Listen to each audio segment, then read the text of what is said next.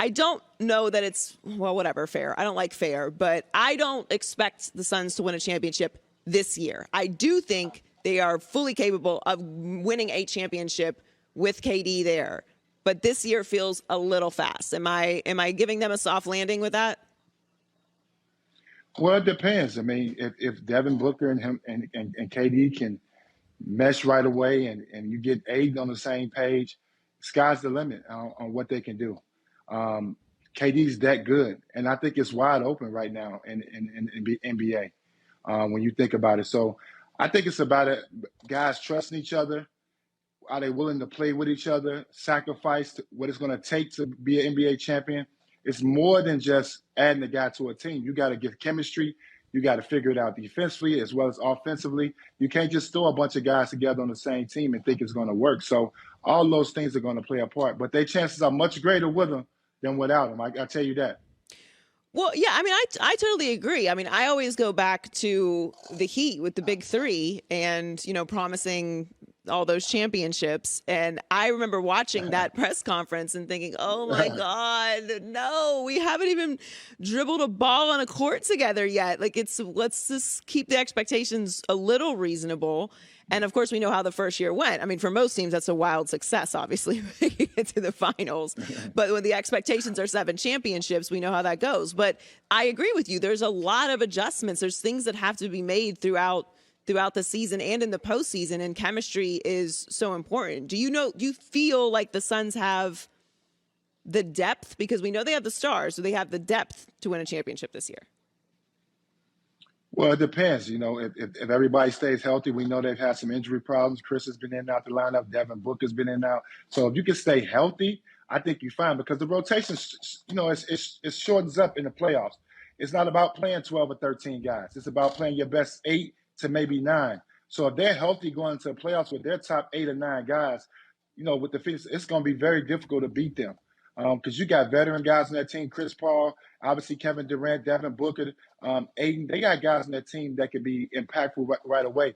But Kevin can win a game for you by yourself. Devin Booker can win a game. And the reason why I say that, those guys are capable of going off for 40 and 50 at any given time. So when you have guys like that, you don't necessarily have to have a deep bench, but they need to be they're deep enough to be 8, 9 guys. So they're going to be very tough to beat. And as this season, if they get some chemistry going and don't let them fool around and get home court advantage, that's going to be even more to their advantage. So Magic made a pretty strong statement that nobody really wants to see the Lakers in the playoffs. And I know people will probably scoff at that right now, looking at the way that the Lakers have played so far this season. But where I would agree with him is what you've seen so far isn't what you're going to see in the postseason. If the Lakers make the postseason, if they get there, they're going to have to play great down this stretch. And that means Anthony Davis will be healthy. And that means LeBron will be healthy. And that means that this lineup will have clicked and worked. So speaking of health, could you see the Lakers being a problem if they make the playoffs, considering that's how they'd have to get there? Oh, without question. I mean, anytime you got LeBron James on your team, you're gonna have an opportunity to make a deep run. But Anthony Davis has got to get back to playing at a very, very high level, and then the guys on the team is going to have to contribute. But as long as you got LeBron and AD, you're going to be in the mix, and they're going to be a tough out. And I understand what LeBron is playing at a very, very high level, and AD is getting back to his old form. Once the AD gets back to his old form, sky's the limit how good these guys can be. You got Russell, you got Beasley, you got guys that now can make outside shots. The Lakers have always struggled because they've never had great three-point shooting. Now they've added some guys that can make some threes. So sky's the limit how far they can go. I'm never betting against LeBron come playoff time because you never know. And AD can never know when he can get back to form, to where he's been at. And he's been, peaking. We saw some peaks the way he looked like he's going to be his old self. But I like the Lakers come playoffs, especially if they get the right seed and the right matchup. Antoine, Kyrie was the other big move that happened at the trade deadline, and he seems bought in. He seems happy. Luka obviously is very happy with him being there. What are your expectations for Dallas for the rest of the season? I think they're going to be a competitive playoff team. I think they still got to add some pieces to get there. probably more defensively. When you got two dynamic offensive players like Kyrie Irving and Luka Doncic, you got two guys that can score the basketball from anyone on the floor and get you any type of bucket. It's going to be on the defensive end. Can you get enough stops come playoff time? Because let's be honest, Luka Doncic could be a liability on the defensive end.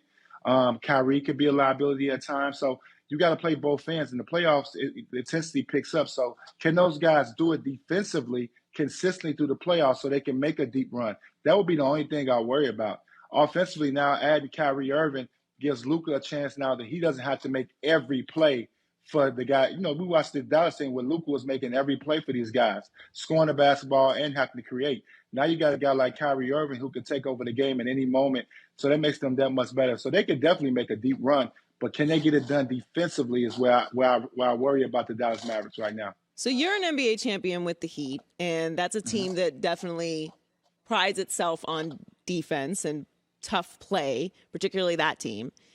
It always kind of gets brushed over in the NBA. Anytime you bring up defense, it's like, all right, I know, but they score this many points, so who cares?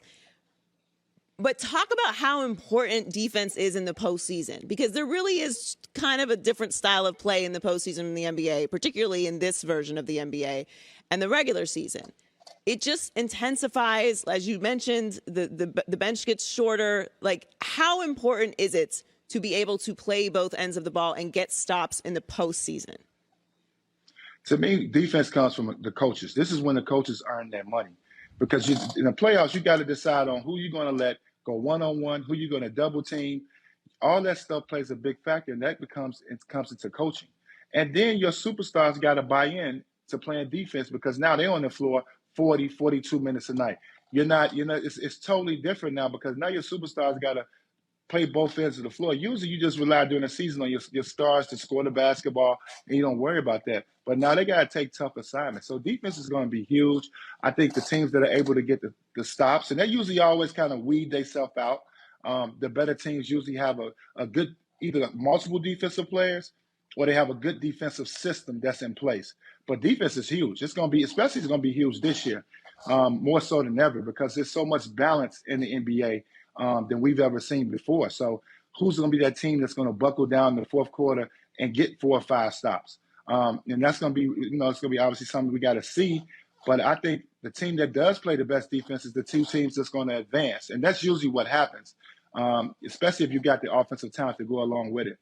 Yeah, that's what happened last year. The best two defensive teams were in the finals. So you mentioned the parity. Do you like the way that it's turned out this season? And it was a little bit like this last year as well, where it's really kind of wide open. There is a lot of parity in the NBA right now. It's, there's many different reasons for it, but fans tend to complain when there's like one team that is going to be there every single year, and we don't have that right now. Do you like the parity that you're seeing? I love it because now guys got to play. We don't see, if you notice, we haven't seen guys sit out 10, 15 games, taking time off. You got all the superstars now playing now because they can't afford to sit out 4 or 5 games because it's so tight and the race is so tight. You could be the 2 seed one week and then be the 6 seed the next week. So I love the parity that's going on in the league right now. Obviously, you would like to see players stay with one team. I know fans would love to see that when they can see one guy stay on one team for 10, 15 years. But those days are probably over with now.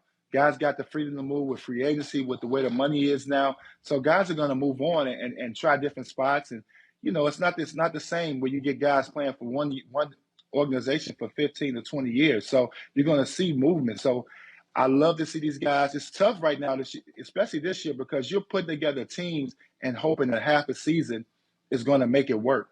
And that's what we're seeing. So that's where the superstars come into play. The LeBron James, the Kevin Durant. What are these guys going to do? How are they going to lead? And that's what's going to be great about the playoffs. It's going to be more exciting. So you mentioned the amount of games the guys are playing. DeMar DeRozan had a suggestion that the NBA MVP should have a certain amount of games played in order to qualify for it. He said probably all of them, but around 78. I feel like that's a little high, but what do you like? Do you like that suggestion? Because load management has obviously been a big conversation for the past few years in the NBA. Fans hate it. Media doesn't like it. I understand it, but I do see all sides of it. Do you agree that they should have a minimum number of games played to qualify for the MVP? I think for every award. Just speaking for my behalf, I was a durable guy in the league. I love to play. The fans pay top dollar to see athletes play, to see these NBA guys play. You should play. I know injuries play a part. I know you need rest, but I think you guys should be playing 70 plus games if you're not hurt. If you're not hurt, you should be out there 70 plus games. Unless you're an older guy in the league and you got 15 years in and the coach is trying to manage you for the playoffs, that's different. But some of these younger guys, and especially the league is really young, you should be playing. This is what you do. You should love and want to play. And no award should go to anybody that doesn't play the minimum games. I don't know what the minimum games should be, probably somewhere in the 60s for these awards and things of that nature. But I think you should play. I don't like sitting out. I don't like load management. I was a guy that liked to play. I played 81, 82 games throughout my career. I like to play. You should be able to, unless you're seriously hurt, and unless a coach is willingly giving you a day off because he feels like you need a rest, you should be on the court playing. But that's what I believe. I do struggle with the idea that guys are playing less now when supplements are better. There's more advancements in technology to help fix these things. We've got lasers that you can shoot into to repair stuff. The travel is better. Everything is massages. Everything is better now than it was 10 years ago, 15 years ago, 20 years ago, 30 years ago. And then we're playing less. That math for me doesn't really sit very well. And then I'm gonna be honest with you. It's really bad because the travel is so much better. Guys are flying private. You're getting into cities. I mean, sometimes you're getting in late, but you're getting into decent times. And you gotta love the game. If I'm a GM, I'm a owner, a coach, I want guys that want to play night in and night out. Let me rest you. I come from a place where the coach should be able to feel, hey, I need to give this guy a night off. Wait a minute. He struggled the last 3 nights. Let me give him a game off so he can get his rhythm back. Just get some individual work in. That should be coaching. And now we got guys that's not committed to playing every game. Back in the day we used to play, you wanted to go against guys. You wanted to compete. And I think now coaches are giving too many players leeway because you have so many games. But no, put the effort in. Guys train hard enough. These guys are well-conditioned athletes. They train hard in the summertime. They do everything they got to do to get ready for the season. They can play. They can play an 82-game season with no problem. And that's something that we got to think about.